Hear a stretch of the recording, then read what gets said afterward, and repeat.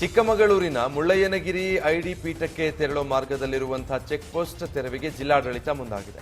ಚಂದ್ರದ್ರೋಣ ಪರ್ವತ ಸಾಲು ಮುಳ್ಳಯ್ಯನಗಿರಿಗೆ ಪ್ರವಾಸಿಗರ ದಂಡು ಹರಿದು ಬರ್ತಾ ಇದ್ದು ಟ್ರಾಫಿಕ್ ಜಾಮ್ ಉಂಟಾಗಿದೆ. ಇದರಿಂದಾಗಿ ಸ್ಥಳೀಯರು ಜಿಲ್ಲಾಡಳಿತ ಹಿಡಿಶಾಪ ಹಾಕ್ತಾ ಇದ್ರು. ಇದೀಗ ಜಿಲ್ಲಾಡಳಿತ ಸ್ಥಳೀಯರ ಆಕ್ರೋಶಕ್ಕೆ ಮಣಿದು ಚೆಕ್ ಪೋಸ್ಟ್ ಸ್ಥಳಾಂತರಕ್ಕೆ ಮುಂದಾಗಿದೆ.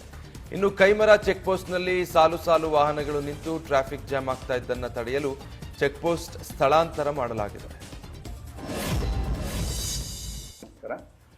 ತಮಗೆಲ್ಲರಿಗೂ ತಿಳಿದಿರುವಂತೆ ಈ ಹಿಂದೆ ಕೈಮರ ಚೆಕ್ ಪೋಸ್ಟಿಂದ ಮುಳ್ಳಯ್ಯನಗಿರಿ ಹಾಗೂ ದತ್ತಪೀಠಕ್ಕೆ ಪ್ರವಾಸಿಗರು ಭೇಟಿ ನೀಡಿ ಮುಳ್ಳಯ್ಯನಗಿರಿ ಹಾಗೂ ದತ್ತಪೀಠ, ಮಾಣಿಕ್ಯಧಾರ, ಜರೀಫಾದು ಇರತಕ್ಕಂಥ ಎಲ್ಲ ಪ್ರವಾಸಿ ತಾಣಗಳನ್ನ ಭೇಟಿ ಮಾಡಿ ಬರ್ತಾ ಇದ್ರು.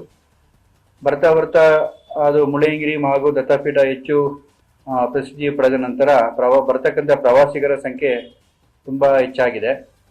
ಹಾಗಾಗಿ ತಾವು ಗಮನಿಸಿದಂಗೆ ಶನಿವಾರ ಭಾನುವಾರ ನೋಡಿದ್ರೆ 2500ದಿಂದ 3000 ವೆಹಿಕಲ್ ಮುಳ್ಳಯ್ಯನಗಿರಿಗೆ ಮತ್ತು ದತ್ತಪೀಠ ಪರ್ವತ ಶ್ರೇಣಿಗೆ ಭೇಟಿ ನೀಡ್ತಾ ಇದೆ. ಅದು ಏನಾಗಿದೆ 2500 ಮತ್ತು 3000